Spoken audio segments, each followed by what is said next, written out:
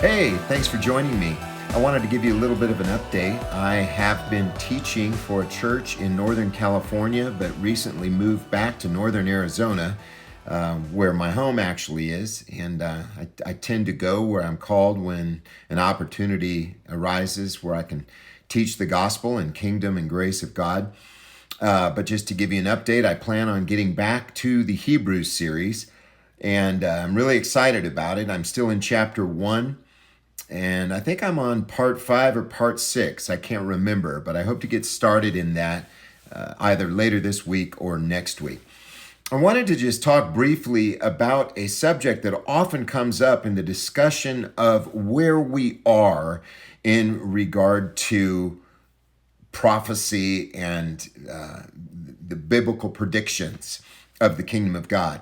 In the first century, I think it's pretty clear, we all know that the Spirit, the Holy Spirit, was given as a deposit, a guarantee of their inheritance. And this is a study that I'm going to really get into in detail. That is looking at the Lord as the inheritance. Once we start seeing Jesus as the inheritance, it all begins to make sense. Jesus said, the kingdom of God is within you. And so the Spirit was given during that period, that 40-year period from 30 to 70. It was poured out at Pentecost. And at the parousia, or the coming of Christ, both in judgment and to indwell his people, that would be the fulfillment of his high priestly role to dwell in the hearts of his people. He said, I will come again and receive you to myself. That is the fulfillment of Immanuel. But I'd like to read you a couple of passages. In 2 Peter chapter 1, it says, we have a more sure word of prophecy, to which you do well to take heed, as to a light that shines in a dark place until the day dawns, now listen, and the day star arises in your hearts.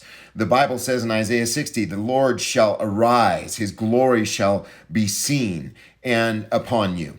And that is Christ as our inheritance. God said to Abraham, I am your exceeding and great reward. Frequently throughout the scripture, the Bible says the Lord is our portion.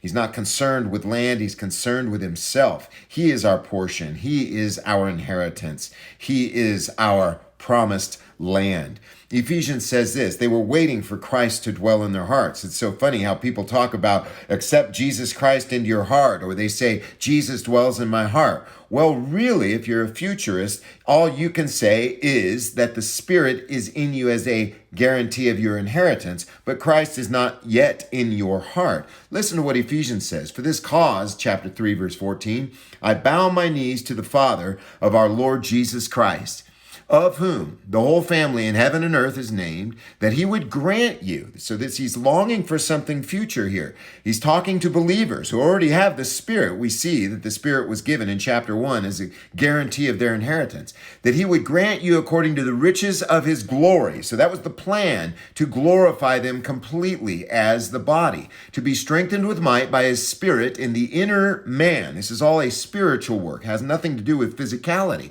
that Christ may dwell in your hearts by faith. So they were looking forward to Christ dwelling in them. The kingdom is within you till the day star arise in your hearts, that you, being rooted and grounded in love, may be able to comprehend with all saints what is the breadth and length and depth and height, and to know the love of Christ, which passes knowledge, that you might be filled with all the fullness of God. So that's what they were expecting. That's what they were anticipating. And that is now fulfilled. We have God dwelling in us. The Bible says the Lamb is the temple, and we are the temple. So we dwell in Christ, he dwells in us. I will come again and I will receive you to myself. And he says that where I am, there you may be also. So we are with Christ. We are dwelling with him. We are face to face. Christ dwells in our hearts. We no longer have the Spirit as a guarantee of our inheritance or merely a down payment.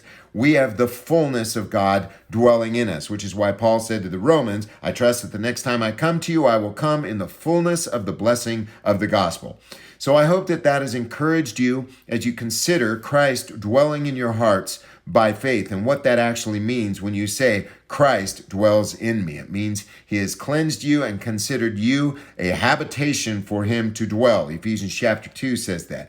We are a habitation of God by the Spirit. We are the dwelling place of God. He's cleansed us by his precious blood. He considers us righteous and holy and blameless. We are face to face with him, enjoying his presence now.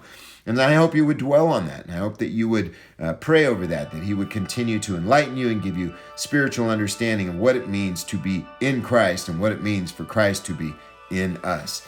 God bless you. And again, look for the continuation of my Hebrews series. And I hope you have a wonderful week and weekend. We'll see you.